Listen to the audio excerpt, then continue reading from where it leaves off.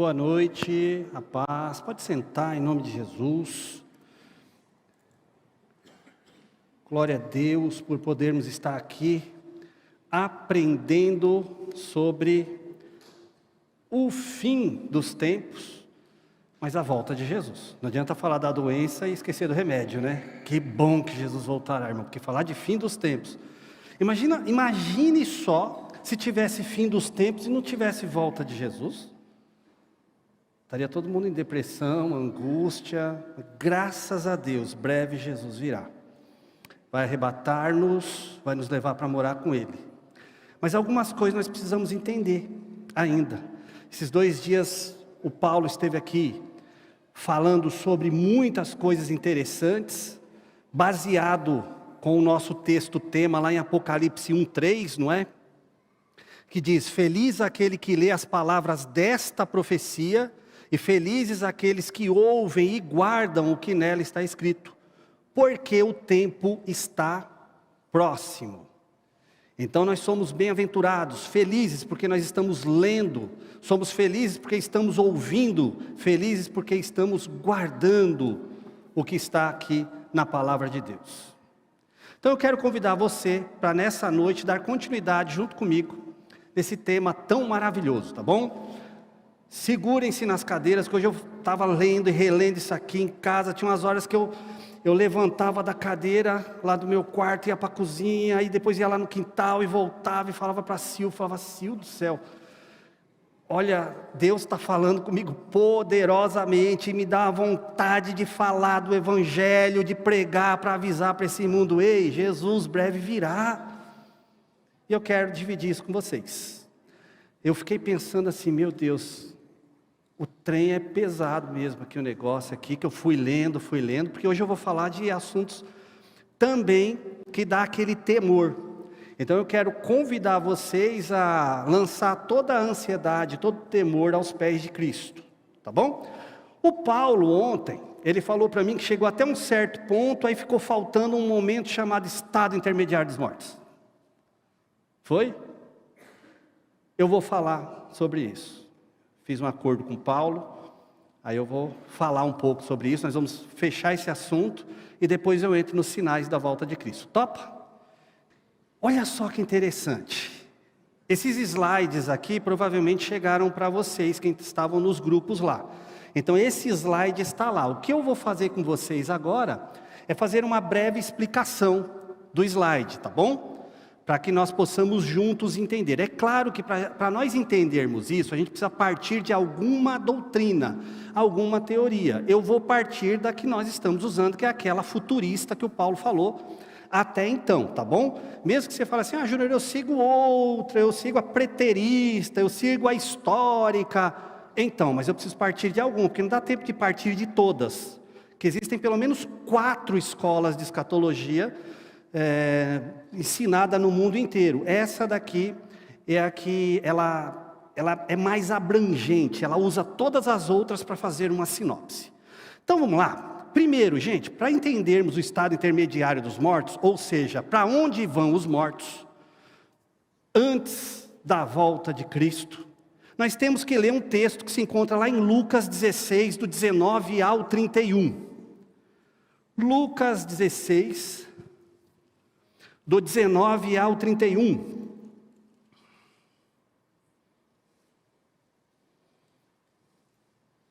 Diz assim, Lucas 16, 19 a 31. Havia um homem rico que se vestia de púrpura e de linho fino e vivia no luxo todos os dias. Diante do seu portão fora deixado um mendigo chamado Lázaro, coberto de chagas. Este ansiava comer o que caía da mesa do rico. Em vez disso, os cães vinham lamber as suas feridas. Chegou o dia em que o mendigo morreu e os anjos o levaram para junto de Abraão. O rico também morreu e foi sepultado. No Hades, onde estava sendo atormentado, ele olhou para cima e viu Abraão de longe, com Lázaro ao seu lado.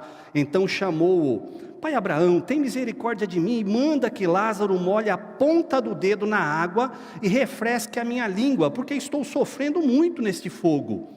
Mas Abraão respondeu: Filho, Lembre-se de que durante a sua vida você recebeu coisas boas, enquanto que Lázaro recebeu coisas más. Agora, porém, ele está sendo consolado aqui e você está em sofrimento. E além disso, entre vocês e nós, há um grande abismo, de forma que os que desejam passar do nosso lado para o seu, ou do seu lado para o nosso, não conseguem. Ele respondeu: então eu lhe suplico, pai, manda Lázaro ir à casa do meu pai, pois tenho 5 irmãos, deixa que ele os avise, a fim de que eles não venham também para este lugar de tormento. Abraão respondeu: eles têm Moisés e os profetas, que os ouçam. Não, pai Abraão, disse ele, mas se alguém dentre os mortos fosse até eles, eles se arrependeriam. Abraão respondeu: se não ouvem a Moisés e aos profetas, tampouco se deixarão convencer, ainda que ressuscite alguém dentre os mortos. Esse texto traz um monte de verdade. Primeiro, ele não é uma parábola, tá? A característica de uma parábola é não citar nome de pessoas e nem de lugares. Então esta não é parábola, segundo a hermenêutica. Parábola não pode citar nome de lugares e nem de pessoas. Aqui cita nome do Lázaro, cita nome de lugares. Parábolas começam assim, ó. Em um certo lugar, em um certo tempo, havia um certo homem. Isso é parábola. Aqui não, ele fala: havia um homem rico vestido de púrpura, o nome dele era um rico, aí tinha o Lázaro que estava com ele, e aparecem algumas figuras aqui também. Primeira coisa. Segunda coisa que a gente aprende aqui é: morto não volta. Você andou vendo morto por aí, pois vem para nós conversarmos que a gente vai expulsar, porque as pessoas quando morrem já vão para o seu destino. Ao homem está permitido morrer uma só vez, vindo depois disso o juízo, tá bom? Mas vamos entender uma coisa aqui. Esse texto mostra 3 lugares diferentes. Por isso que eu coloquei aqui no desenho, ó, no slide, ó, 3 lugares diferentes. Primeiro, lugar de tormentos, está ali, ó, lugar de trevas. Pode ver que o rico fala-se que ele estava num lugar sendo atormentado. Então existe um lugar chamado Hades, no grego, ou Sheol, no hebraico, que significa, ao pé da letra, lugar dos mortos. Então o Hades é tudo isso, ó. Todo aquele lado ali é Hades. Ô Júnior, eu pensei que o Hades era só o lugar ruim. Não, Hades é tudo, lugar dos mortos. Tanto o de trevas quanto o de luz. Aí no Hades tem 3 divisões. 2 para as pessoas e uma que nós já vamos ver quem está lá nesse local aqui, ó. Tem uns outros negócios que ficam nesse local aqui chamado abismo, tá bom? Que eles vão ganhar indulto de Natal, segundo Paulo, lá no final, lá que Satanás vai sortar uns trem que está ali no abismo lá, que eles são piores do que ele, que tem uns seres lá. Mas olha só, então tem um lugar chamado lugar de tormentos, que é de trevas, e um seio de Abraão. Porque era Abraão mesmo que estava conversando? Claro que não, era uma figurativa mostrando o pai da fé, todos que morreram na fé. Por isso que ele fala, eles têm Abraão e Moisés, que o ouçam. Abraão não viveu no mesmo tempo de Moisés. Então Abraão estava representando a fé e Moisés a lei. Então ele só está dizendo assim, ó, eles têm as profecias, eles têm as leis, que eles vejam o que eu deixei lá.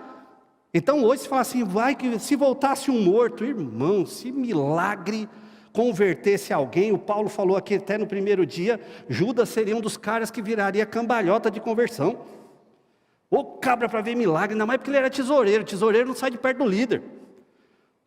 Porque ele precisa estar ali, ó, precisa de dinheiro para isso, ele estava lá, ele estava toda hora perto de Cristo.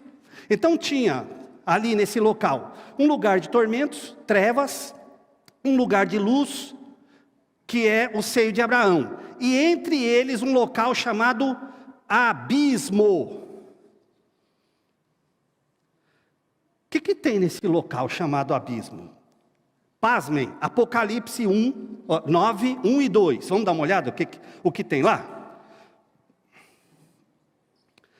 Apocalipse 9, 1 e 2, o 5º anjo tocou a sua trombeta, e viu uma estrela que havia caído do céu sobre a terra. A estrela foi dada a chave do poço do abismo. Quem é essa estrela? A estrela que cai? Satanás, ele é a estrela caída, lá de Isaías 14, a estrela da manhã, a estrela resplandecente. Então ele cai e é dado para ele uma chave, porque lá é uma cadeia, chamada Tartarossas, lá em Pedro, em 1 Pedro. Para que ele pegou essa chave do abismo? Quando ele abriu o abismo, subiu dele fumaça, como a de uma gigantesca fornalha. O sol e o céu escureceram com a fumaça que saía do abismo. Porque o que tem lá nesse local horrendo, fétido e cheio de fumaça? O que vocês acham que tem lá? Churrasco? Não, não tem churrasco lá. Vamos ver o que tem lá?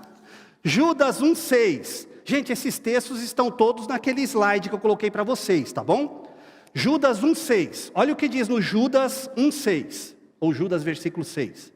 E aos anjos que não conservaram suas posições de autoridade, mas abandonaram sua própria morada, ele os tem guardado em trevas, presos com correntes eternas para o juízo do grande dia. Quando Satanás se rebelou, que ele quis tomar o trono, aliás, ele não quis tomar o trono, olha que camarada mais ridículo. Ele queria colocar o trono dele ao lado do trono do Altíssimo. É muito cafajeste, né, esse cara? Já pensou?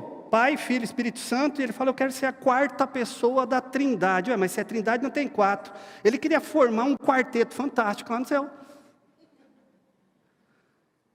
E aí o que Deus faz? Aqui não. Aí como ele tinha regimentado 1/3 dos anjos, 2/3 não, falou, não vou cair na sua. 1/3, o que ele faz? Deus pega e prende esses anjos caídos, e tem uns caras lá que são muito mais poderosos do que Satanás. Que vocês vão ver, quando a gente estiver estudando a grande tribulação, que eles fazem atrocidade. Você imagina, se um Satanás já está difícil aguentar, imagina os bichos mais poderosos que ele. Por isso que eu quero subir. Você quer subir também comigo? Nós vamos aprender como ficar na presença de Deus, valorizando o que Jesus fez por nós lá no Calvário, porque quando tocar a trombeta a gente quer ir para o céu, não quer ficar aqui não.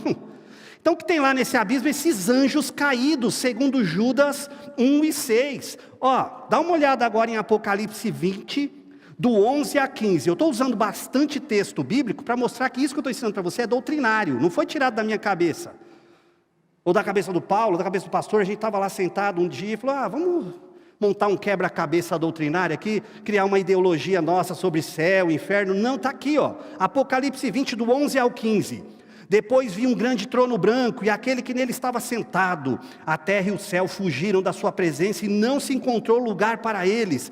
Vi também os mortos, grandes e pequenos, de pé diante do trono, e livros foram abertos. Outro livro foi aberto, o livro da vida. Os mortos foram julgados de acordo com o que tinham feito, segundo o que estava registrado nos livros.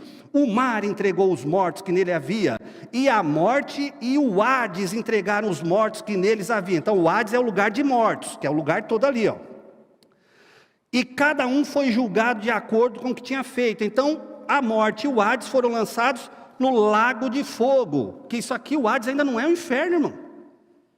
O lago de fogo aqui, no grego é Guiena. Guiena era um lixão lá na Grécia, que ficava fora dos muros, onde era jogado todo tipo de lixo para fora, inclusive animais mortos e presos, que eles falavam, esse não tem direito nem a enterro, joga lá e deixa pegar fogo. É desse lugar chamado Guiena, que nós traduzimos para inferno, que Jesus também usou esse termo para fazer uma referência, falando assim, o inferno é semelhante a esse lugar, onde aquilo que não serve mais vai ficar apodrecendo, queimando e fedendo. O lago de fogo é a segunda morte. Se o nome de alguém não foi encontrado no livro da vida, ele foi lançado no lago de fogo. Então, o Hades é um lugar que não é o inferno, naquele desenho nosso lá. Não é o inferno ainda, tá bom? O Hades. Vamos para outro texto agora? Olha só que interessante. Tem aquele triângulo, tá vendo aquele triângulo que eu fiz? Desculpa, Di. Eu estou apontando lá. Lari, desculpa, eu apontei para lá e não estava. Olha só, está vendo aquele triângulo ali? Eu sei que está pequenininha a letra, se você tiver aí no seu celular, fica bem fácil também. Vamos ver, vamos dar uma olhada de baixo para cima, como é que está isso, para entender para onde vão os mortos e como é que estão eles lá. Quem está lá no lugar de tormentos? Aqueles que morreram sem a fé de Abraão, a fé em Deus. Quem é que vai para o lugar, para o seio de Abraão? Aqueles que morreram crendo na promessa. Lá no Antigo Testamento é crendo na promessa, E no Antigo Testamento tem um monte de sinais do Messias já. Aí vão para esse lugar chamado seio de Abraão, tudo bem? Olha só, terra. A terra está falando aqui da nossa parte, que é onde nós vivemos. Gente, não significa também que o Hades está embaixo dos nossos pés, tá? Senão a gente vai achar que ele está na crosta terrestre, aí fica estranho esse negócio, né? Aí ficam colocando microfone, igual um camarada fez aí uns anos atrás, aí ficou ouvindo, olha, achei o inferno. Por que ele não foi para lá então? Não é, irmãos, é por causa dos gases, ar quente e tudo, não é aqui embaixo. É um local invisível, ninguém sabe cadê. No máximo, se alguém conseguisse passar do Brasil atravessando a crosta, ia sair lá no Japão, se não se queimasse. Mas não vai chegar no inferno, não está debaixo dos nossos pés não. E por que a Bíblia fala embaixo dos pés, terra em cima da cabeça? Para mostrar que é lá embaixo, é algo baixíssimo, é algo que não tem valor. Terra está no meio, é aqui que eu decido, eu tomo as decisões. Céu é o topo, é o que está acima, é o que é exaltado. Mas não está falando de posição exata, é símbolo para eu entender que está debaixo dos pés. Não é uma coisa boa, não é uma coisa exaltada, acima, porque é com Deus, está exaltado. Terra, olha lá em Isaías 45:12, diz assim, ó, fui eu que fiz a terra e nela criei a humanidade, na terra tem a humanidade, minhas próprias mãos estenderam os céus e dispus o seu exército de estrelas. Então a gente vive nessa terra, nessa parte branca ali, ó, na parte cinza, na segunda parte cinza. Parte branca é o lugar dos mortos, onde tem ali o abismo e o lugar dos mortos. Tá bom? Esse triângulo aqui, ó, tem abismo, lugar dos mortos de tormentos, e depois vem a terra, ó, planeta Terra. Acima, nós temos lá em Gênesis 1:1, primeiro, segundo e terceiro céu. Gênesis 1:1, no princípio Deus criou os céus e a terra. Você viu que o texto no original fala os céus. Uai, tem mais de um céu então? Partindo do princípio que a palavra céu significa topo. Tampa. Existem 3 tampas da panela aqui. E a tampa das tampas que nós vamos aprender já já. Então existem céus. Foi Deus que criou todos os céus. Aí lá em Hebreus 1:10 diz, e também diz, no princípio, Senhor, firmaste os fundamentos da terra e os céus são obras das tuas mãos. Foi Deus quem criou essas camadas de céu. Tem uma filosofia judaica, mas é de uma filosofia bem deles mesmo, assim, de um grupo específico deles que tenta falar que nós temos 7 céus, mas não são os judeus ortodoxos mesmo esses, tá bom? Aqueles que vão lá no Torá, nos livros do Antigo Testamento e procuram lá, eles têm as ideologias deles, as ideias e teologias dele. A Bíblia só mostra 3 céus e o céu dos céus, e está mostrando que Deus criou mais de um, ó. 2 Pedro 3:10 diz assim, ó, o dia do Senhor, porém, virá como ladrão. Os céus desaparecerão com um grande estrondo. Quantos céus vão desaparecer? Todos esses céus, os 3. E os elementos serão desfeitos pelo calor e a terra, e tudo que nela há será desnudada. Então um dia todos esses céus com a terra vai pegar fogo. Ei, a terra vai pegar fogo. Vai pegar fogo essa terra. Mas eu não pensei que ela ia virar um paraíso. Calma, depois a gente chega lá. Eu pensei que ia brincar com os bichinhos, com o leãozinho, com o ursinho. Calma, fica calmo. Céu dos céus. Tem o primeiro céu.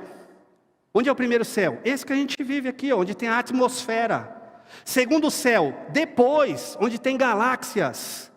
Terceiro céu, invisível, não dá mais para enxergar. Porque aí é um mundo invisível, é o terceiro topo. E dentre essas 3 partes, esses 3 topos, existe um tal de céu dos céus.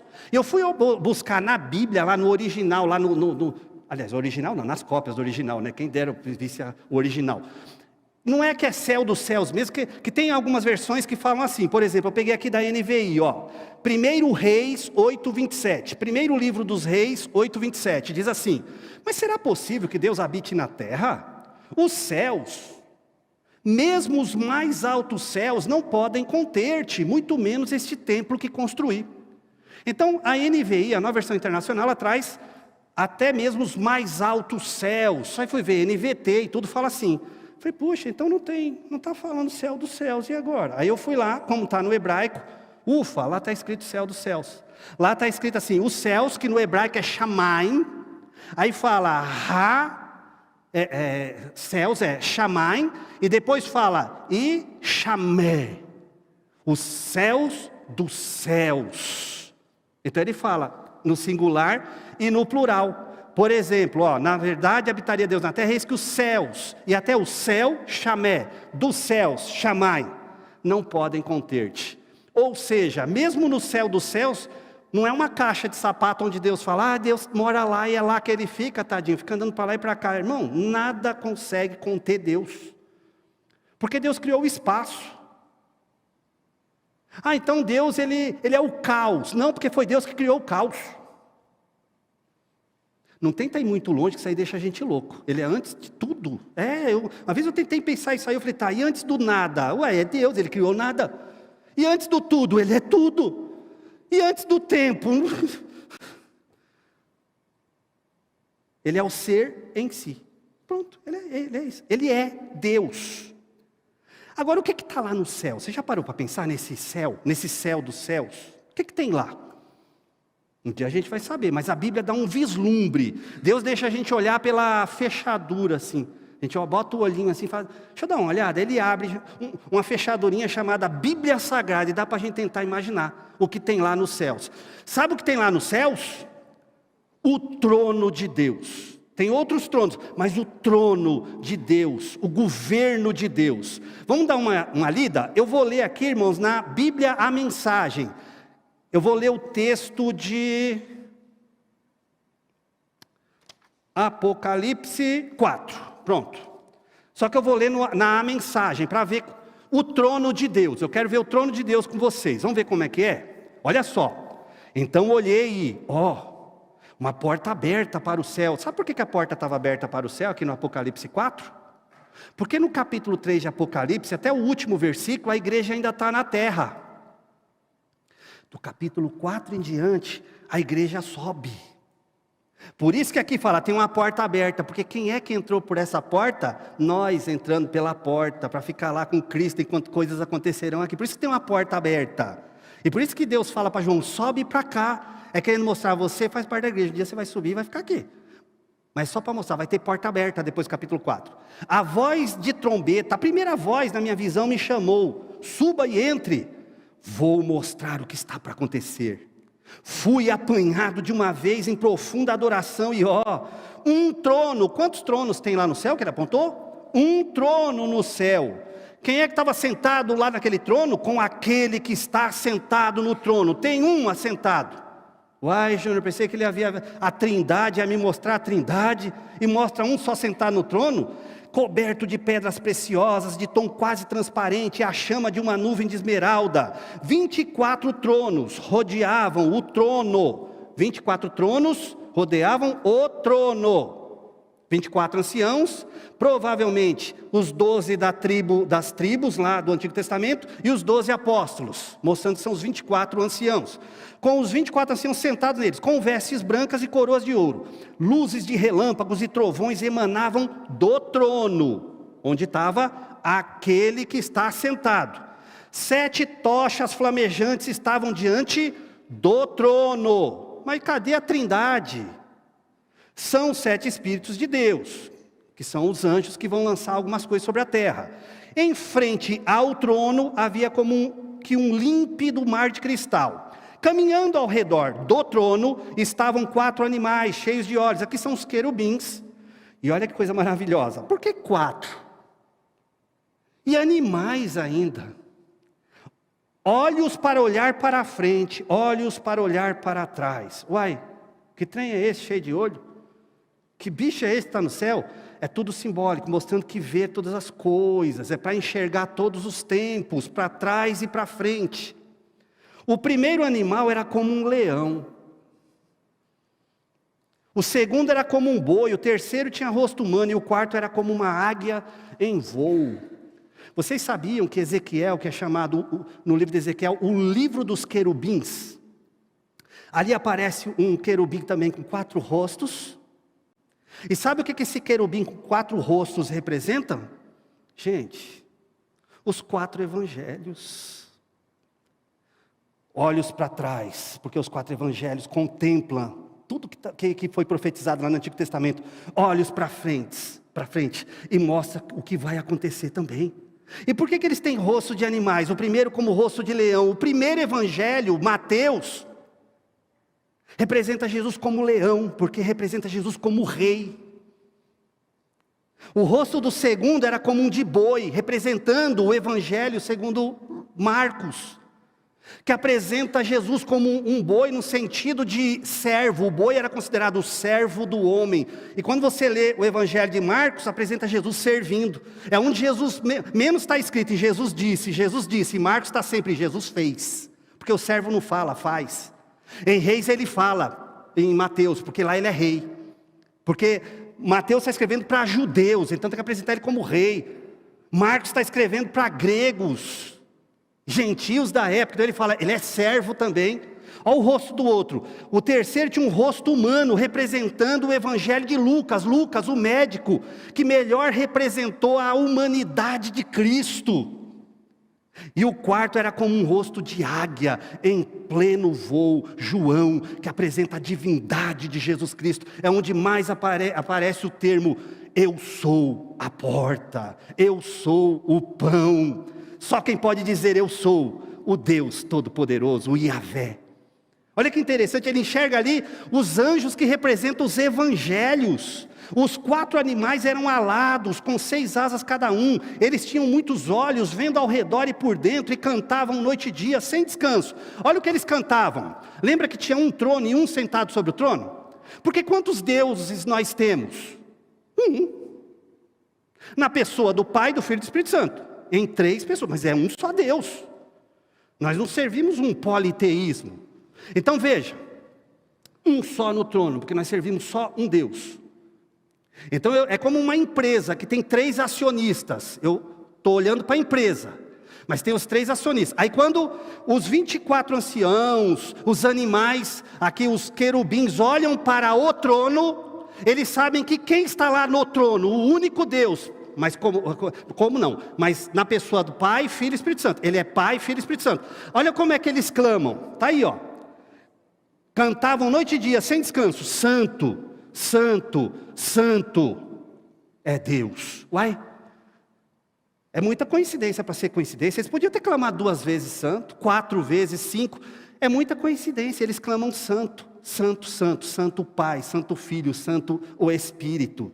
É Deus. Aí eles falam, nosso Senhor, Pai, poderoso, Filho, soberano, o Espírito. Eles clamam de novo 3 adjetivos. Aí eles falam, o que foi, Pai, o que é, Jesus, o Espírito Santo, que ali estava atuando no Novo Testamento, e que há de vir, que é Jesus Cristo, que breve virá. É um só no trono, Pai, Filho e Espírito Santo. Júnior, não dá para definir isso, irmão. Se a gente definisse Deus, então ele não é Deus. O negócio é assim mesmo. O negócio é para ter um conceito sobre Deus, senão nós montaríamos Deus. Não dá para a gente definir Deus, e tem gente montando Deus por aí. Imagina se Deus fosse fácil de entender. Cada vez que os 4 animais davam glória e honra e ações de graça àquele que está sentado no trono, ó, agora volta, àquele que vive eternamente, os 24 anciãos prostravam-se perante ele. Eles adoravam o que vive eternamente. Então lançavam suas coroas aos pés do trono. Quer dizer, a glória é tua, não é nossa. Cantando, digno, ó Senhor, sim, nosso Deus, receba a glória, a honra, o poder. Tu criaste todas as coisas. Tudo foi criado por tua vontade. O que tem lá mesmo? No céu dos céus, o trono de Deus, os 24 anciãos, anjos estão lá, tem adoração, louvor. Agora quer uma notícia maravilhosa? E um dia nós estaremos lá, fazendo eco a esse louvor, a essa adoração. Aí nós vamos esperar, imagina nós lá no céu também esperando, aí quando eles falam, agora é a hora, vamos lá, santo, a gente vai, santo, aí santo, santo, santo, aí a gente olha para ele lá no trono, é o Senhor Todo-Poderoso, vamos nos prostrar, aí vai falar assim, mas nós fomos guerreiros lá na terra, a gente teve cargos, funções, atividades, a gente vai pegar nossas coroas, falar, mas isso aqui foi só por causa dele, a gente joga e fala, é tua glória, é tua. Eu quero fazer uma pergunta para mim agora, não é para você não, é para mim. Será que eu já tenho jogado a minha coroa hoje aos pés dele? Ou eu ando com ela brilhando por aí, achando que é minha? É só uma pergunta para mim que eu estou me fazendo, tá bom? Uai, gente, se lá tem lugar de tormentos, seio de Abraão, abismo, então quer dizer que os mortos hoje continuam indo para esses dois lugares e o abismo lá no meio tem os anjos caídos? Não. A morte de Cristo, segundo esta teoria, essa doutrina, mudou um pouco a configuração. Sabe o seio de Abraão? Não está mais lá do lado do abismo e no lado do lugar de tormentos. Foi para outro lugar, olha lá, ó. Foi lá para cima, ó. Parece que o paraíso é a última camada agora do terceiro céu. Vamos provar isso? Então, após a morte, ressurreição e ascensão de Jesus, mudou algo nessa configuração. Lá em Lucas 23, 42 e 43, diz assim, ó. Lucas 23, 42 e 43. Então ele disse, lembra dos dois ladrões na cruz? Um estava caçoando, e o outro acabou evangelizado por Pilatos, sem Pilatos saber. Gente, quando Deus quer usar, Ele usa jumento, usa urubu, usa aquele... Até Pilatos pregou sem saber. Por que Ele coloca na cruz de Cristo como condenação? Jesus Nazarenos Rex Judeorum. Jesus Nazareno, rei dos judeus. E ninguém estava aí, que rei, nada, aí, então desce daí se você é rei. Mas teve um dos ladrões na cruz que olhou, eu fico imaginando ele curvando a cabeça, com cheio de dor, e fala, rei, eu creio nesse reino. Olha o que ele fala, Jesus, lembra-te de mim, quando entrares no teu reino. Ele não sabia quando, mas ele fala, eu acredito no teu reino. Quando você entrar, você lembra de mim? O camarada era o único que não estava pedindo, desce eu daqui, tirando. Ele falou, eu aguento essas dores. Mas já que o Senhor quer, eu acredito na tua soberania, eu vou ficar na cruz. É o que o Senhor quer, então eu vou ficar na cruz. Mas não esquece de mim não, quando você entrar no reino, lembra de mim? Olha o que Jesus responde, que lindo. Lembra, ele pergunta, ele fala quando. Olha quando Jesus fala que ele já ia para o reino. Jesus lhe respondeu, verso 43, eu lhe garanto, hoje você estará comigo no paraíso. Veja que ele não fala seio de Abraão, ele cita outro nome, ele fala paraíso. Não é mais seio de Abraão, porque Jesus vai mudar essa configuração. E ele falou para o camarada que era já naquele dia, porque para Jesus é um eterno hoje. Não é presente, passado e futuro. Vamos dar uma olhada o que tem lá? Vamos lá, voltar para o trono. Lembra do trono? Tem o terceiro céu e o céu dos céus. Entre o terceiro céu e o céu dos céus, tem alguma coisa agora. Aí nós vamos lá em Salmo 97, 2, que diz assim, Salmo 97, 2. Nuvens e obscuridade estão ao redor dele, ao redor de Deus. Quer dizer, não dá para entender muito o que está acontecendo lá. Mas está falando agora da base do trono dele, aos pés do trono. Justiça e juízo são a base, é o chão do seu trono. Então o trono de Deus, o governo de Deus está abalizado em justiça e juízo. Então abaixo do trono dele tem algum lugar que é onde nós encontramos justiça e juízo. Ué, quem é que está lá agora? Que lugar é esse? Jesus inaugurou um lugar chamado paraíso.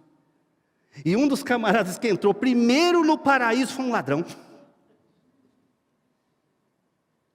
Está lá em Apocalipse 6, 9 e 10. Vamos dar uma lida?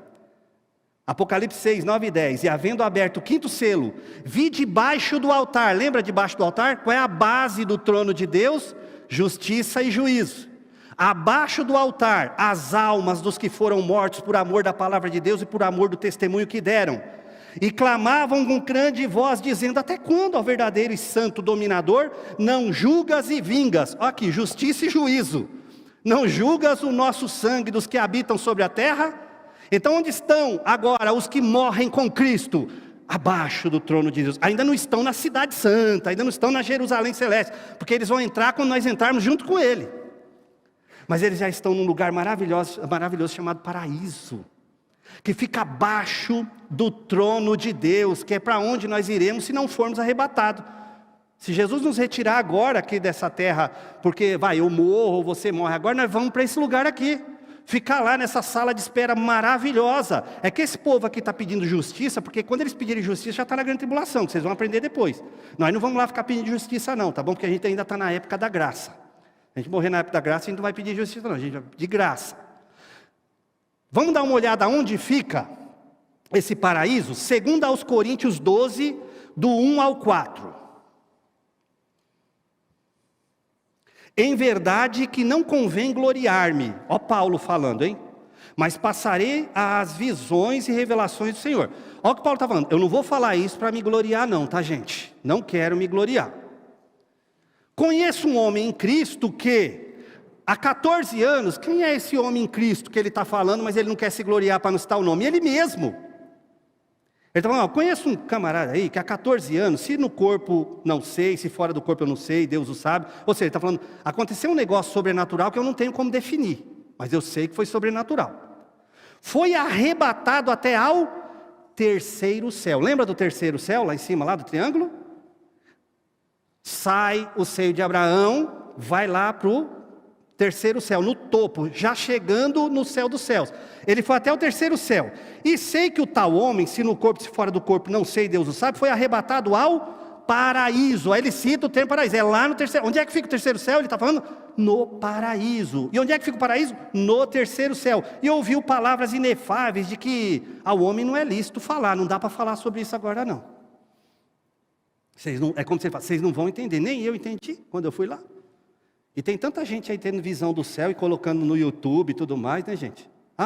Tem gente indo até para o inferno, vendo umas coisas lá no inferno. Teve uma irmã lá que viu até cabelo no chão. Eu falei, acho que ela foi num salão. Ela sonhou com um salão de beleza. E por que ela não varreu, pelo menos, né, o cabelo, botou no lixo? Mas deixa para lá, irmãos, vamos orar por ela. Em nome de Jesus, eu quero morar com ela lá no céu.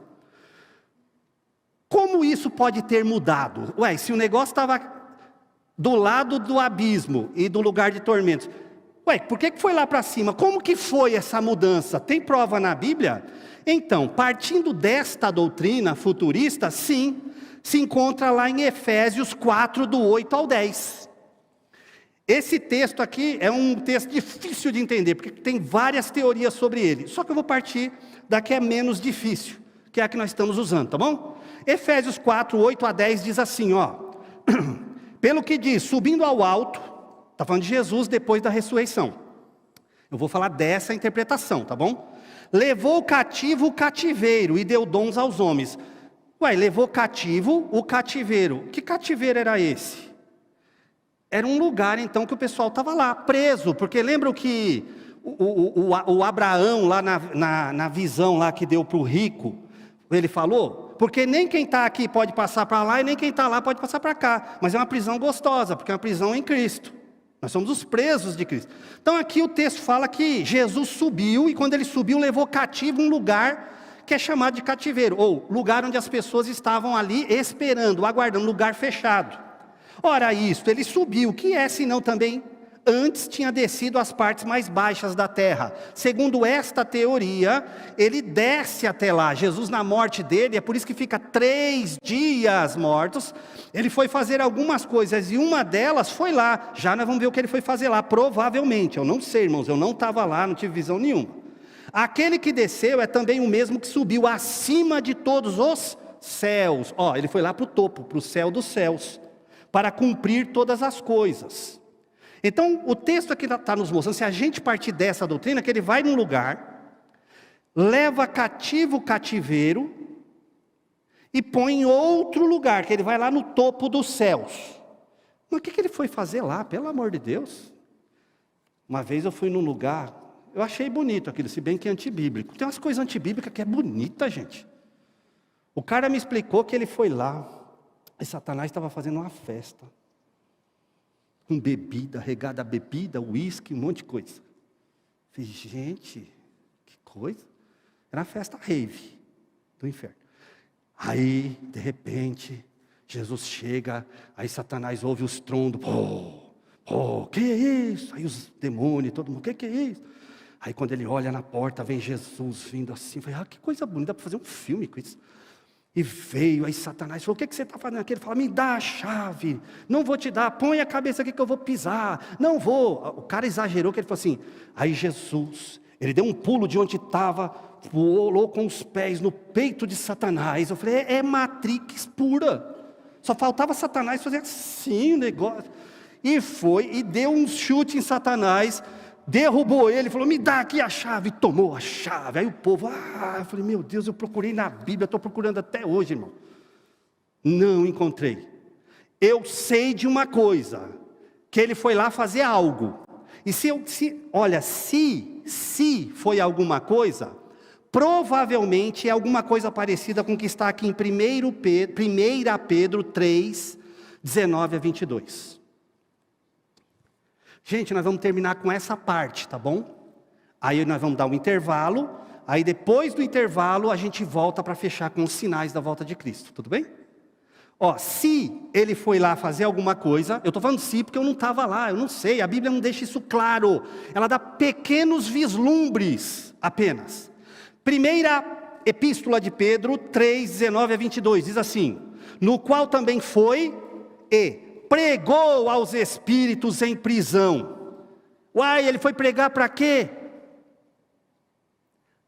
Os quais em outro tempo foram rebeldes, quando a longanimidade de Deus esperava nos dias de Noé, enquanto se preparava a arca, na qual poucas, isto é, 8 almas, se salvaram pela água.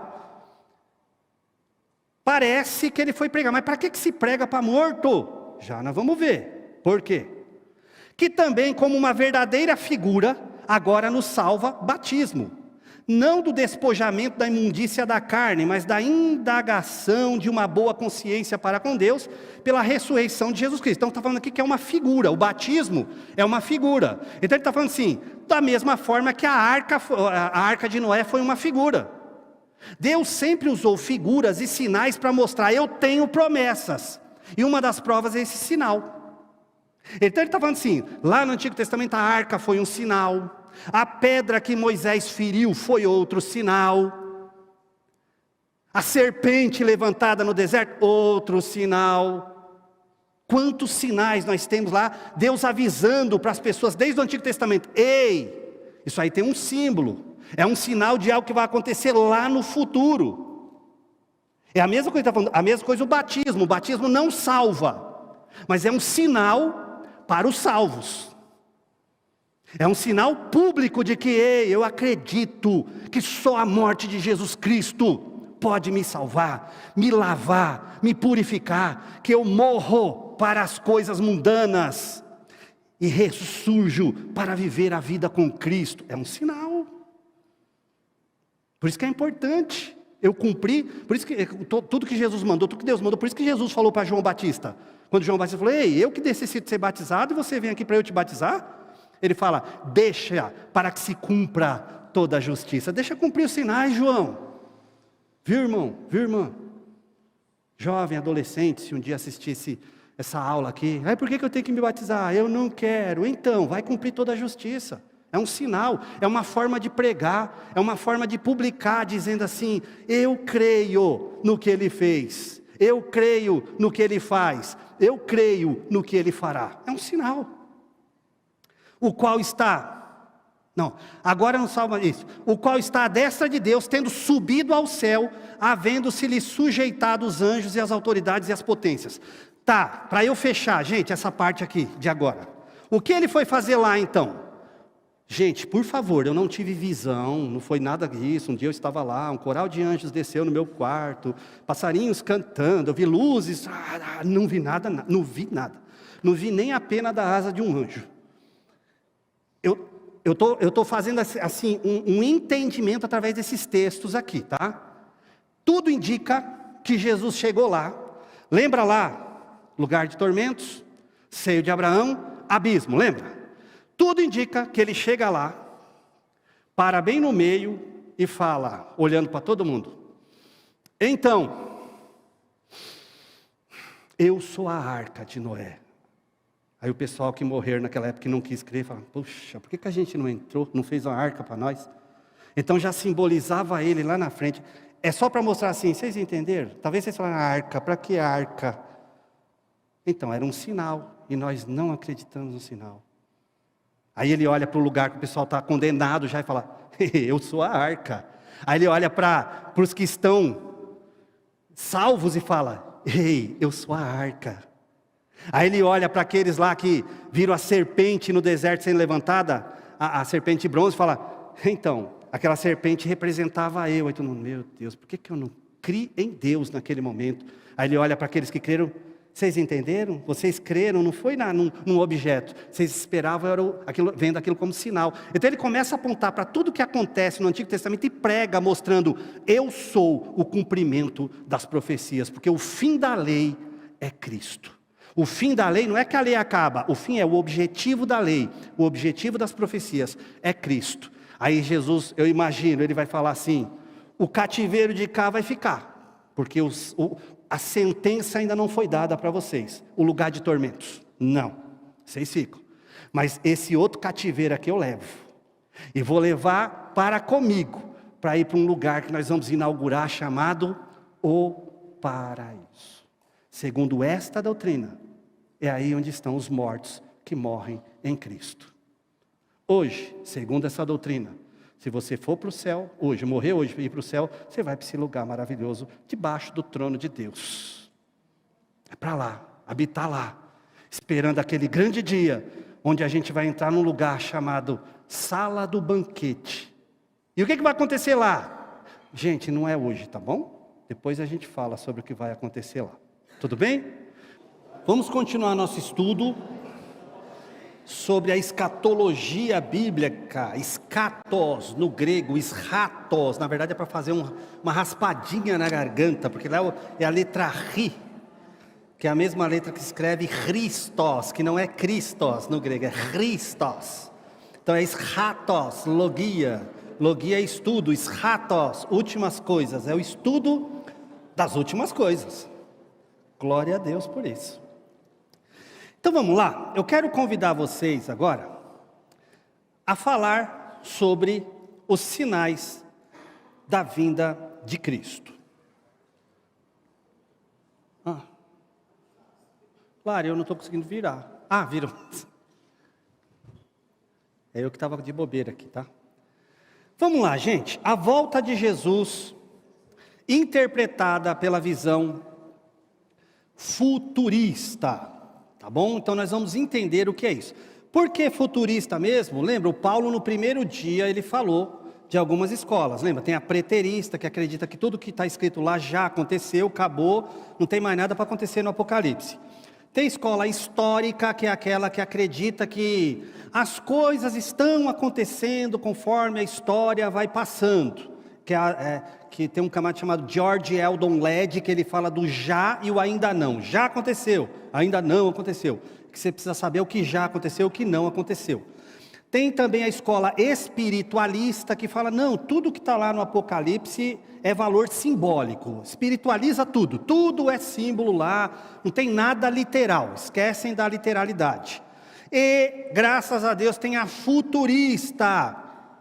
A futurista, creio eu pelo menos acredito sim, que ela é a mais completa, porque ela acredita que tem coisa que já aconteceu, é preterista, então tem coisa que já acabou, aconteceu naquela época lá, não vai se repetir. Tem coisa que está se desenrolando ainda na história, e tem coisa ali que é simbólica, realmente, porque tem uns bichos que aparecem lá, que se a gente entender ao pé da letra, eu fiquei pensando em chamar o Power Ranger, para morfar e acabar com aqueles monstros que saem de tudo, que saiu um do mar, saiu da terra, tem uns que tem cabeça para todo lado, misericórdia. Aí era só chamar os Power Rangers, mas não é, tem coisa que é simbólica. Então nós vamos ficar com a futurista, que a futurista ela olha para todas e fala, ei, mas tem coisas que vão se cumprir, e nós vamos descobrir o que vai se cumprir ainda, e o que está se cumprindo e o que já aconteceu, tá bom? Então nós vamos nos ater nessa daqui. Primeiro texto que eu quero ler com vocês, que está aí já no slide, aqui na frente, é 2 Pedro 3, 3-4, que diz assim, sabendo primeiro isto, que nos últimos dias virão escarnecedores, está falando da nossa época, hein? Andando segundo as suas próprias concupiscências e dizendo: onde está a promessa da sua vinda? Você quer saber se Jesus breve virá? É quando as pessoas começarem a duvidar. Ai, faz tanto tempo que ele fala que vai voltar, volta mais nada. Porque desde que os pais dormiram, todas as coisas permanecem como desde o princípio da criação, nada mudou. Fica com esse negócio de Jesus voltou, faz 2000 anos e ele não volta nunca. Quando você vê pessoas já querendo questionar que ele não virá mais, criando teorias que não, ele não volta não. Ele volta particularmente para cada pessoa. Não vai voltar de verdade não, então é sinal que já está no fim dos tempos mesmo. Tudo bem? Mais um texto, Hebreus 10, 23. Retenhamos firmes a confissão da nossa esperança, porque fiel é o que prometeu. A gente não vai reter firme a confissão da nossa esperança de que Jesus breve virá, porque a gente montou uma história de carochinha, uma filosofia da volta de Cristo. Não, é porque quem prometeu que vai voltar, ele é fiel. Paulo leu aqui, o Paulo leu no primeiro dia que eu vim aqui, leu João 14, não se turbe o vosso coração, não se atemorize, crede em Deus, crede também em mim, na casa de meu pai há muitas moradas, se não fosse assim, eu vou, teria dito. Aí ele fala, vou preparar-vos lugar, e virei outra vez e vos levarei comigo. Para onde eu estiver, vocês estejam também. Ué, fiel é o que prometeu. Tudo bem? Então nós vamos partir dessa escola chamada futurista, que para mim é a mais completa que tem, tá bom? Vamos lá, vou começar, vou virar aqui o slide. Aí, caiu. Segurem nas cadeiras que agora o negócio vai ficar abençoado. Gente, para a gente falar de volta de Jesus, é muito importante primeiro nós pensarmos nas colunas da escatologia. A escatologia, ela é dividida em 8 colunas. Eu coloquei ali as 8, tá? Dá para enxergar? Tá? Dá, né? As 8 colunas da escatologia. Primeira coisa, quando eu falo em escatologia, em doutrina das últimas coisas, eu tenho que pensar em sinais. Quais são os sinais da volta de Jesus? Que é o que eu vou falar hoje para vocês. Vou mostrar sinais. Já eu falo o que aconteceu numa igreja que eu fui dar estudo para os professores, que eu quero fazer esse desafio para vocês. Primeira coluna, sinais, que é o que nós vamos falar hoje. Segunda coluna, arrebatamento da igreja. Hoje nós vamos chegar até a parte do arrebatamento. Quando eu falar assim, e aí a igreja vai ser arrebatada, eu falo, parou a vez do Paulo. Aí o Paulo vem e fala sobre o arrebatamento da igreja. Não hoje, amanhã, tá bom? E se Jesus nos arrebatar ainda hoje, a gente já aprende na prática o que é arrebatamento. Vamos combinar isso? A gente sobe e aprende lá no céu o que é o arrebatamento, já subindo junto, tá bom? Então fala sobre arrebatamento. Terceira coluna, a igreja no céu. Falou em escatologia? Igreja subiu? Vamos falar o que vai acontecer lá no céu. Tribunal de Cristo e bodas do Cordeiro. Quarta coluna da escatologia. Enquanto a igreja está lá no céu, glorificando, exaltando o nome do Senhor, vai acontecer grande tribulação aqui na terra, dividida em 3 anos e meio, 3 anos e meio, como está naquele mapinha que o Paulo deu para vocês, lembra? 3 anos e meio, 3 anos e meio, que vocês vão aprender também. Quinta coluna, a vinda visível de Cristo, que aí quando fala lá em Mateus, que fala todo olho o verá, porque lembra, no arrebatamento só a igreja vê. Um dia eu fui numa igreja, aqueles pregadores que gostam de fazer pegadinha, sabe? Ele fez assim, quem aqui quer ver Jesus voltando? Aí eu, besta, levantei a mão. Aí um monte de gente levantou a mão e falou, pois eu não quero, porque eu quero é subir junto. Eu falei, me tirou. Aí quando acabou lá o estudo dele, eu falei, ô irmão, você me deu uma pegadinha, né? Eu falei, irmão, tem que ficar esperto. Eu falei, pois o senhor errou numa coisa, com todo respeito. Então, só nós vamos ver Jesus voltando, porque se ele volta na segunda vinda dele agora, para arrebatar, ele volta invisível ao mundo, só quem não vai ver é quem vai ficar. O senhor vai ficar? Ele falou, não. Eu falei, o senhor quer ver Jesus voltando? Ele, ei, é verdade, eu quero. Eu falei, então o senhor que errou na sua pergunta. Eu quero ver Jesus voltar, porque o mundo não vê, só quem vai ver vai ser a igreja, que é invisível para o mundo. Então nós vamos ver essa vinda de Jesus Cristo, a vinda visível, porque a invisível já vai ser lá no arrebatamento, aí depois ele volta conosco junto, ó que glória, depois vocês vão ver o que vai acontecer, nós vamos vir aqui, não vejo a hora de contar isso aqui, Paulo vai falar. Sexta coluna, o milênio, 1000 anos de Jesus reinando. Sétima coluna, o grande trono branco, também chamado julgamento final, que aí vai bater um martelo para a eternidade com Cristo, eternidade sem Cristo. E a oitava coluna, a eternidade. O que nós vamos fazer lá na eternidade? Júnior, eu vou escolher uma nuvem bem macia, gostosa, para ficar deitado, o resto da vida dormindo. Não vai ser isso. Tem gente que só espera ir dormir no céu, não vai dormir no céu.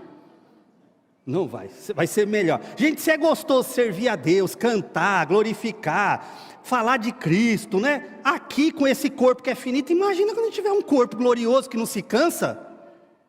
Depois nós vamos falar o que vai acontecer no céu, vai fazer muita coisa boa e o corpo não vai se cansar. Ó, que delícia. Tudo bem até aqui? Gente, quando comemoramos, você sabia que quando nós comemoramos a ceia do Senhor, nós confirmamos nossa esperança da volta de Jesus? Por isso que é importante, eu amo o culto de ceia, amo todos os cultos, mas de ceia também. Por quê? Porque eu estou ali falando, Jesus breve virá, quando eu estou tomando a ceia. Por quê? Lá em 1 aos Coríntios 11, 26 diz assim: porque todas as vezes que comerdes este pão e beberdes este cálice, anunciais a morte do Senhor, até que Ele venha. Então estou anunciando que Jesus morreu e breve virá, quando eu estou tomando a ceia. Vem, irmão, tomar a ceia conosco, vem, para a gente pregar junto a volta de Jesus, através da figura do pão e da figura do suco de uva, vem? Vamos lá? Vamos aprender sobre esses sinais, vamos lá, deixa eu virar aqui para a gente ver sinais da volta de Jesus. Senão não vai dar tempo de eu falar todos os sinais, eu vou ter que deixar para o Paulo, né? Primeiro, gente, sinais da vinda de Jesus Cristo. Primeiro tem sinais em cima no céu. Quais são os sinais em cima no céu? Coloquei aí no slide, ó. Joel 2, 30 e 31, que diz assim: mostrarei prodígios no céu e na terra, sangue, fogo, colunas de fumaça. O sol se converterá em trevas e a lua em sangue, antes que venha o grande e terrível dia do Senhor. É muito interessante que aqui fala que alguns sinais vão acontecer no céu, prodígios no céu e na terra. Sangue, fogo, colunas de fumaça, está falando de um monte de coisas, destruições, coisas que vão acontecer. Aí ele fala de 2 sinais aqui que é importante: o sol se converterá em trevas, que normalmente quando fala de sol se convertendo em trevas, eu marquei aqui, ó, uma coisa importantíssima. Significa então que os eclipses solares vão começar a aumentar. E aumentaram, estão aumentando a cada ano. Mas e a lua? Aqui falou que a lua vai se tornar em sangue. Tem umas versões que traz o termo se converter, que você pega no grego, tá aí, conhecer. Converter é conversar, quando fala assim, fulano se converteu a Cristo, conheceu a Cristo. Irmão, a lua, além de ela ficar vermelha, porque tem uma interpretação que fala aqui por causa dos eclipses lunares também, mesmo que outra pessoa fale, mas eu não acredito que seja só isso. Tá, então se a palavra conversão aqui é conhecer, o homem já pisou na lua. E falta pouco para o homem querer até habitar nesse local. Então vamos dizer aqui, assim, aqui pelo menos está falando que o sol vai ficar escurecendo, a lua ficando vermelha. Se não for vermelha é porque o homem já vai pisar lá, o sangue pisou na lua, o homem pisou na lua. Eu não sei, eu acho que esses sinais já estão cumpridos. O que você acha? Eu fui dar aula para um grupo de professores de uma igreja, que eles iam começar a revistinha sobre escatologia. E eles pediram para dar a primeira aula, e eu fui falar sobre sinais. Aí teve um professor que eu nem comecei a aula, ele levantou a mão e falou: se você for falar que todos os sinais já estão cumpridos, eu não acredito que todos estão cumpridos ainda. Então ainda tem muito tempo ainda até Jesus voltar. Eu falei, sim senhor, mas já que você acha, não tem problema. Quando a gente terminar a aula, aí você fala quanto tempo você acha que ele ainda vai demorar. Aí eu vou fazer um desafio, quando eu terminar hoje o estudo, aí você fala se falta pouco ou falta muito para Jesus voltar, tá bom? Esse no céu aqui eu não estou vendo algo para se cumprir ainda, sol escurecendo, lua em sangue, eclipses solares e lunares já estão acontecendo. Outro, embaixo na terra, sinais embaixo na terra também, ó. Mateus 24:7. Porquanto se levantará nação contra nação. Está acontecendo, irmão, de guerra de nação contra nação? É que eu não tenho assistido jornal ultimamente, mas deve estar, né? Reino contra reino, agora está colocando guerras internas dentro dos próprios países. Está acontecendo isso ultimamente? E haverá fomes, tem lugares passando fome no nosso país, mas um mundo tão milionário desse, com tanta comida, tem gente passando fome. Pestes, tem pestes, irmãos, por aí. Tem pandemias acontecendo por aí. Terremotos.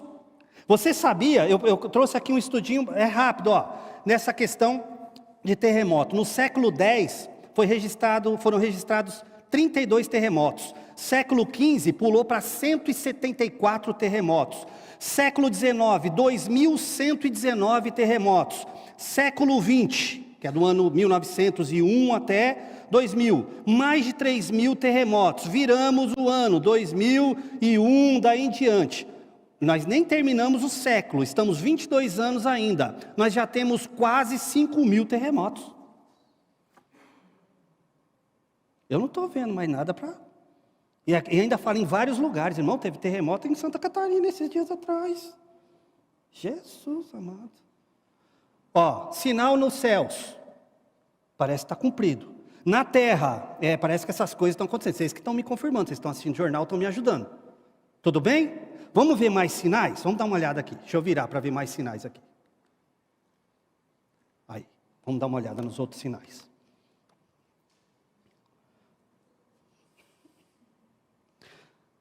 Na vida social, vamos ver como é que está a vida social? Mateus 24:12. E por se multiplicar a iniquidade ou a injustiça, o amor de muitos se esfriará. Eu vou ler na Bíblia a Mensagem, o mesmo versículo diz assim, ó: para muitos, a proliferação da maldade será fatal. Do amor que possuíam, restará apenas cinzas. Irmão, vamos ser sinceros, como é que está o amor na sociedade? O deixar a vez para o próximo, o ajudar o próximo. A gente teve uma ilusão tão gostosa, eu tive uma ilusão gostosa quando começou a pandemia. Todo mundo vai amar o próximo, porque vai entender a finitude da vida. Ô, gente egoísta nós, viu, irmão? Parece que ficou pior, estava ruim, ficou pior. Está ruim ainda, mas parece que está piorando, igual aquele cara do que passa lá na internet. Ficou ruim o negócio, o povo está com amor cada vez mais frio, está gélido nessa questão de amor, irmãos. Vamos dar uma olhada, essa daqui eu não estou vendo coisa para se cumprir ainda não, na vida social. O amor de muitos está bem frio. Vamos ver na vida moral agora? Vamos ver a moralidade das pessoas? Lá em Lucas 17, 26 e 30, diz assim, ó.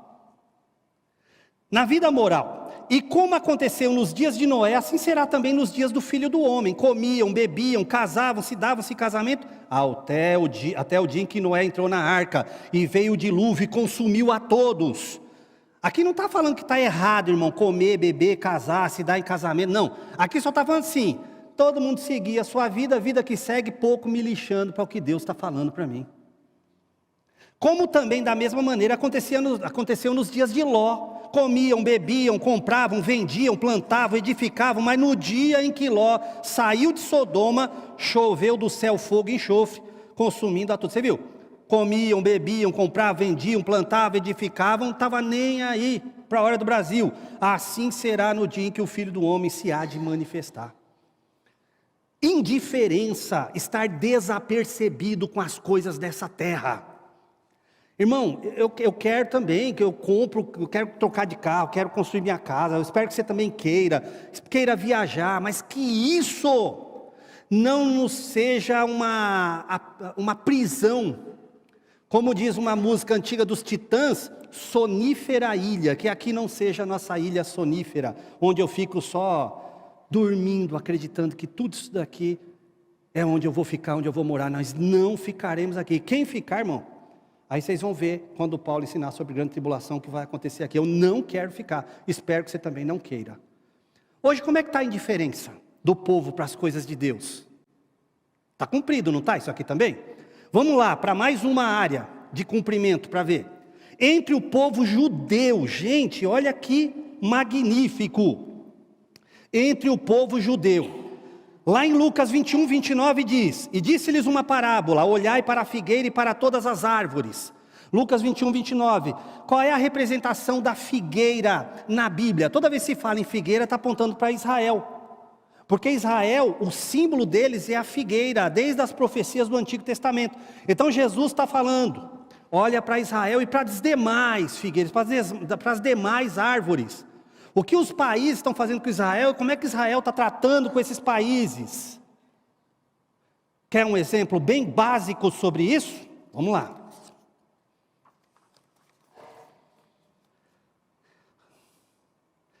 Lá em Ezequiel 37, 1 e 2, diz assim, ó. Veio sobre mim a mão do Senhor, e o Senhor me levou em espírito e me pôs no meio de um vale que estava cheio de ossos, e me fez andar ao redor deles. E eis que eram muito numerosos sobre a face do vale, estavam sequíssimos. Ezequiel foi levado em visão para um vale de ossos secos. E no final, quando ele vê os ossos secos, Deus fala que estava vendo um exército morto, sem pele, sem carne, sem tendões. E depois você dá uma lida em todo o texto do capítulo 37, você vai ver que Deus está falando, então Ezequiel, tem uma notícia para você, eu estou falando de Israel. Israel é um vale de ossos secos, está todo mundo separado, está fora da terra.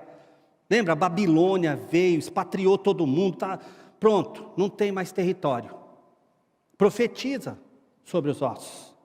Profetiza que eu vou juntar novamente. Então, aí foi todo o processo de Israel voltar para a sua terra, de se tornar em nação de novo. Só como é que se torna em nação? É complexo, a ONU e outras organizações se juntarem. Mas gente, além de Israel se tornar novamente um exército de pé, como está lá em Ezequiel 37, porque lá ele profetiza e começa a juntar osso com osso, Israel começa a voltar para a sua terra, começa a juntar tendões, nervos, eles começam a ter de novo a paixão nacional, pele simbolizando exército, eles têm um bom exército bem montado lá, só falta soprar o espírito, mas isso aí vai ser na grande tribulação. Olha que lindo, mais uma profecia se cumprindo, lá em Isaías 66, 8 diz assim: quem já ouviu uma coisa dessas? Quem já viu tais coisas? Pode uma nação nascer num só dia? Ou pode-se dar à luz um povo num instante? Pois Sião ainda estava em trabalho de parto e deu à luz seus filhos. A pergunta, Deus está prometendo que vai restaurar Israel. A pergunta é, pode um dia só um país nascer? Porque Deus está prometendo que vai ser num dia só. Então, foi às 16 horas do dia 14 de maio de 1948, que o primeiro-ministro daquela época, David Ben-Gurion, leu a histórica declaração de independência do Estado de Israel. Num dia só, foi resolvido, foi assinado e falou, a terra é de vocês, volta. Para se cumprir a profecia. Então Jesus falou, quer saber se que breve eu estou voltando? Olha para a figueira, Ezequiel já está se cumprindo, os ossos já se juntaram, tendões, nervos, pele, só está faltando o sopro do Espírito, mas o Espírito só vai ser soprado depois da grande tribulação sobre eles. Então Jesus pode voltar agora, se depender disso ele já pode voltar. Maranata, ora vem Senhor Jesus. Então, entre o povo judeu já está cumprido. Agora olha que coisa maravilhosa. O templo de Davi e a relação dele com a vinda de Jesus. Diz assim, naquele dia, está lá em Amós 9:11. Tornarei a levantar a tenda de Davi. A tenda está falando do templo, tá bom? O tabernáculo, o templo. Que caiu, e taparei as suas aberturas e tornarei a levantar as suas ruínas e a edificarei como nos dias da antiguidade. Naquele dia, está falando assim então, naquele dia que está prometido, vai ser reerguido. Aí você fala, ufa, então para construir um templo, deixa eu ver se eu posso citar o nome, é melhor não. Se o camarada lá da igreja dele, ele foi reconstruir o templo de Salomão lá, e demorou um monte de tempo lá, imagina se o templo lá de Israel para ser construído, como vai demorar um monte? Então Jesus vai demorar, porque quando começar a construção, pelo menos eu corro, me converto e dá tempo, e não dá. Você sabia que os japoneses fizeram uma oferta para os israelitas? E olha que eu estou falando de uma oferta que eles fizeram há mais de 15 anos atrás. Eles falaram assim, a gente tem uma tecnologia, eles não contaram qual é, que a gente consegue pegar a mesquita de Omar, porque hoje lá no lugar do templo, tem a mesquita de Omar, que é o templo muçulmano. E se mexer naquele templo, aí vem a guerra de muçulmano. Olha o que os japoneses falam. A gente tem como pegar, levantar a mesquita de Omar sem quebrar ela. Eles não falaram como. Tirar ela do lugar, colocar ela um pouquinho mais para lá. E já tira a encrenca, que sobra o espaço para o templo de Davi. Para vocês não brigarem. Ué, mas ainda tem a construção. Os norte-americanos fizeram uma oferta também junto. E nós temos como construir esse templo em 3 dias com pré-moldados, exatamente com as mesmas medidas que estão colocadas lá no Antigo Testamento. E Jesus disse, vocês estão olhando para esse templo falando que ele é belo? Destrua ele, que em 3 dias eu o reerguerei. Claro que ele está falando do corpo dele, mas já está profetizado o que pode acontecer com o templo lá de Jerusalém. Ei, ele pode voltar agora e daqui a 3 dias o templo está levantado. Tem tudo a ver com a volta de Jesus Cristo, o templo que vai ser reerguido. Outra coisa importante, existe uma regra entre eles, de que assim que o templo for restaurado, a lei e tudo mais, está lá em Números 19:2, tem que ser oferecido novilhos vermelhos. Está escrito lá, Números 19:2. Este é o estatuto da lei que o Senhor ordenou, dizendo, dize aos filhos de Israel que te tragam uma bezerra ruiva ou vermelha, sem defeito, que não tenha mancha e sobre que não subiu o jugo. Porque era para oferecer um novilho vermelho, simbolizando a morte de Cristo, simbolizando o sacrifício. Você sabia que os judeus hoje estão comprando e reproduzindo novilhos vermelhos em grande quantidade? E eles já têm uma quantidade tão grande que hoje dá para oferecer sacrifício por todos os israelitas que já estão lá e até por quem mais quiser. Então eles já estão com tudo pronto para fazer o grande sacrifício daquele dia. Perguntinha básica, se eu olhar para a figueira como Jesus pediu, tem alguma coisa mais para se cumprir, irmão? Jesus pode voltar já, se ele quiser. Outra coisa, para a gente já ir fechando para não passar do horário. Na vida política, Júnior, vai falar de política? Vamos ver como que está a vida política aqui, ó. Daniel 2:31, tu, ó rei, estavas vendo, e eis aqui uma grande estátua. Essa estátua que era grande, cujo esplendor era excelente, estava em pé diante de ti, e a sua vista era terrível. Lembra da estátua de Nabucodonosor, do sonho de Nabucodonosor? Cabeça de ouro simbolizava o reino babilônico, o reino mais rico que já houve. Os jardins suspensos da Babilônia e daí por diante. Aí depois fala que tinha peito e braço de prata, o reino medo-persa. Depois vem, eu nem virei o slide, né? Que maldade. Não, eu virei. É que ali tá. É que eu estou vendo o meu aqui, ó. Pronto. Aí vem, prata, cobre, a Grécia. Por que o reino da Grécia é o reino de cobre? Porque brilha como ouro, mas não tinha tanta riqueza e durou pouco. Ferro é o de Roma, que diz que foi um dos impérios mais duros com as pessoas da época. Tinha um reino lá que era dos pés, que era ferro misturado com barro. Era humanidade misturada com coisas religiosas. É o homem querendo misturar-se com Deus. É a dureza misturada com a maleabilidade para enganar os outros, que é o reino do anticristo. Então a estátua já está montada, só falta o anticristo vir. Mas para o anticristo vir, Jesus tem que arrebatar a igreja. Então só falta isso, para que se cumpra esta profecia. Eu coloquei lá, pedra cortada sem mãos. Lembra que lá aparece uma pedra que não foi cortada por mãos, bate no pé, quebra todinha aquela estátua? Quem é essa pedra? Jesus Cristo, irmãos.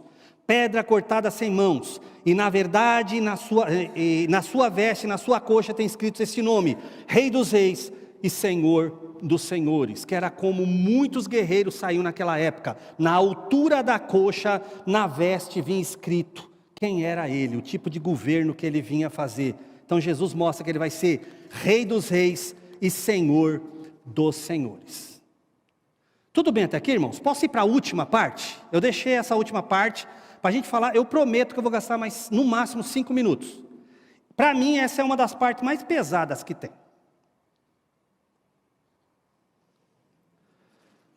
Vamos falar de alguns outros sinais? Primeiro, na vida religiosa. Seguro, irmão, porque agora nós vamos falar de igreja também, hein? Seguro. Na vida religiosa, Mateus 24, 5. Eu vou ler na Bíblia a mensagem que diz assim, ó. Cuidado com os falsos profetas do fim dos tempos.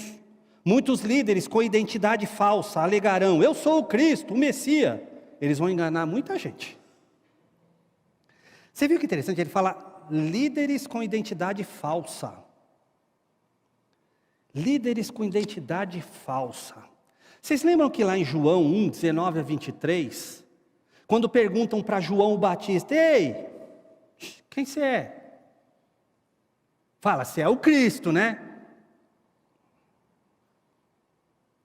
Já sei, você é o Elias. O profeta. Para mim eu vejo Elias pensando na cabeça dele, eu não estou numa crise de identidade. Eu sei quem eu sou. Eu sou voz. Voz que clama no deserto, ei, prepara caminho. Tem um livrinho, eu trouxe aqui só para, eu vou mostrar de longe, tá bom? Eu não empresto, tá, irmãos? Livro só se empresta para melhores amigos. Mas os melhores amigos não pedem livros emprestados. Gente, a crise de identidade da igreja. Esse livro é tão bom, é um livreto pequenininho do Marco André. Eu quero trazer rapidamente o que é a crise de identidade quando fala assim na vida religiosa. Lembra? Você é o Cristo? João falou, eu não. Então, a gente tem que tomar cuidado, porque hoje existem lugares, igrejas, onde tem pessoas que se colocam como o Cristo. O Cristo é o fundador da igreja, é o dono da igreja. Então, se você vê lugares onde existe o dono da igreja, então esse é um sinal de que Jesus breve virá, porque tem gente se metendo a Cristo. Glória a Deus, pela vida da CCJ. Que nós temos pastores, temos líderes, temos colaboradores na igreja, irmãos que servem a um só propósito, o reino. Mas a gente não tem Cristos aqui dentro. Nós temos vozes que clamam no deserto. Ei, prepara o caminho. Então a gente não pode sofrer essa crise de identidade, porque a crise de identidade, e tem muitos lugares sofrendo crise de identidade se achando o Cristo. Aí perguntaram para ele, você é o Elias? E lembra que Jesus falou, lá em Mateus 17, 10 a 13, ele é o Elias que havia de vir no sentido de, ele vai pregar na mesma forma de Elias. Ele vestia até as mesmas roupas, comia as mesmas comidas, mas ele sabia fazer o seguinte, eu não sou o ultrapassado, eu vim trazer só uma mensagem ultrapassada, não sou. Eu posso até aproveitar-me das tradições, porque é importante, irmão, a gente não pode esquecer o que passou. Isso aí se chama economia divina. A gente pode estar vivendo no século 21, 22, 1000 e tanto, mas sempre nós temos que olhar para trás e falar, deixa eu ver o que Jesus já fez, e agora eu vou deixar Jesus adaptar, mas sempre baseado no que ele já está fazendo. Uma geração não pode apagar a outra, e nem a geração antiga não deixar a outra progredir. Conservadores e progressistas têm que estar juntos, trabalhando pelo mesmo reino. Então, ei, você é o Elias, o antiquado, aquele que falou só... Não, eu não sou o Elias. Eu sou um cara que vim pregar num contexto diferente. Mas eu estou pregando a mesma mensagem, num contexto diferente. Tem gente que não, quer pregar uma coisa antiquada, esquisita, que nem entardece e nem amanhece. Fica, Jesus, de onde tirou essa mensagem? Chega, tem aquele cheiro de naftalina, sangue de Jesus tem poder. Mas também, você vê, aí fala assim, então ele não é, então ele é só progressista, só para frente. Aí falam, então você é o profeta. Você viu que ele não falou assim, um profeta? E eu fui ver lá no grego, está assim, ho profetes, é o profeta, é com um artigo definido mesmo. Você é por quê? Porque o profeta naquele período falava assim, então você veio trazer uma visão totalmente inovadora e esquece do que já passou? Fala, também não sou o profeta. Eu sou um dos profetas. Por isso que ele fala assim, e citando Isaías, ele diz, ele está mostrando assim, eu sou um dos profetas, como foi Isaías, como foi Jeremias. Então, eu não vim trazer uma coisa totalmente nova sem a base do antigo. Mas também eu não vou ficar lá na antiguidade sem deixar-me contextualizar. A doutrina não é ferida, mas eu passo a doutrina de maneira contextualizada. Sinal dos tempos, quando alguns lugares começam a achar que é Cristo, ou que é o Elias, ou que é o profeta. Não, nós somos vós que clamamos, gente, no deserto, preparem o caminho para o Senhor. Tudo bem, gente? E por último, no meio do povo de Deus e na vida científica, vamos lá? No meio do povo de Deus. Já está lá. Você viu que eu coloquei um monte de cego ali, ó?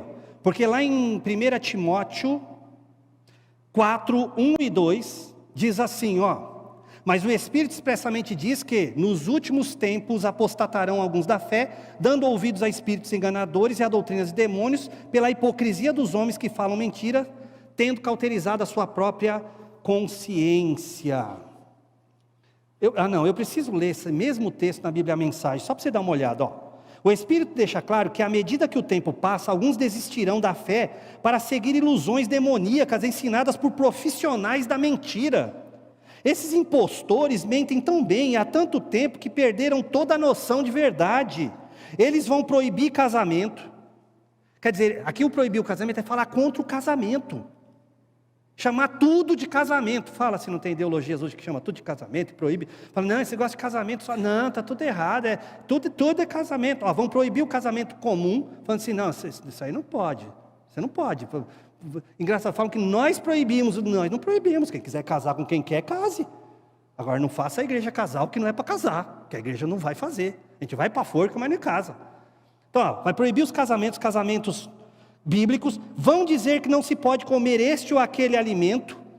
Gente, eu não estou falando que quem aí, eu não como carne, tá? Eu só estou falando assim, por ideologia. Tem gente que faz por ideologia, não por saúde ou por outras questões. Começa a fazer só por ideologia. Comida perfeitamente boa que Deus criou para se ingerir, para ser ingerida com alegria e ação de graça pelos que conhecem a verdade. Então estou falando assim, é tudo por ideologia. Proibir casamento, ou fazer outro tipo de casamento por ideologia, proibir comida, fazer tudo por ideologia. As ideologias, o surgimento das ideologias, irmãos, sejamos sinceros. Ideologia, se a gente não se cuidar, arrebenta com a igreja. A igreja não deve ferir as pessoas, maltratar as pessoas dentro das suas ideologias. Mas a igreja precisa ter a sua apologética, que é a nossa igreja. Por que a igreja está ensinando escatologia? Por apologética, por defesa da fé. E para eu terminar, na vida social, que é o último quadrinho que está lá no canto, ó. Na vida científica, desculpa. Daniel 12:4. E tu, Daniel, fecha essas palavras e sela esse livro até o tempo do fim. Muitos correrão de uma parte para outra e a ciência se multiplicará. O conhecimento vai se multiplicar. Irmão, como é que está a ciência hoje? O pulo que a ciência deu de uma hora para outra, irmão. E foi rápido. O pulo foi muito rápido. Eu não vou caguetar quantos anos eu tenho não, mas irmão, há 30 anos atrás, mais ou menos, eu estava lembrando esses dias, quando você conhecia alguém, você fala, rapaz, passa seu telefone. Eu falei, mas rapaz, nem todos têm telefone em casa, e agora, como é que eu vou fazer? Aí às vezes tinha gente que ficava esperando, marcando horário para ir na casa do outro, para receber telefonema, um parente que tinha, todo mundo marcava o dia e horário para ir lá. Hoje em dia, irmão, todo mundo tem esse trem aqui que até atrapalha. E agora tem aquele que está saindo, que sai o cabo aqui de dentro, o sangue de Jesus, o cabra sai de dentro do meu telefone. Senhor amado, o negócio está ficando terrível. Estão falando que estão inventando já um que vai sair cheiro. O negócio é esse. Para pensar nisso, a ciência está aumentando. E o último, esse aqui não está no slide, mas eu quero passar para vocês. Naum 2:4. Eu li esse texto hoje, eu falei, eu preciso passar para esse pessoal, para eles verem. Naum 2:4, naquele período estava uma maior guerra, estava uma maior briga lá, entre os reinos, entre as nações daquela época. Olha o que ele falou daquela época.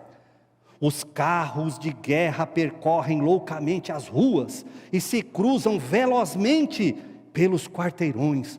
Parecem tochas de fogo e arremessam-se como relâmpagos. Gente, se Naum, na época dele, estava vendo carruagem, falando que, gente, como corre, parece tocha de fogo. Imagina se eles vissem os carros de hoje. As guerras que são feitas hoje. Irmãos, quando eu terminei essa aula para aquela turma que eu falei para vocês de professores, o irmão que falou assim, irmão, eu acho que Jesus... Quando terminou a aula, ele falou, meu Deus, eu acho que não vai dar tempo nem de eu dar a aula e Jesus breve virá. Decida você, falta muito para Jesus voltar? Eu creio que não.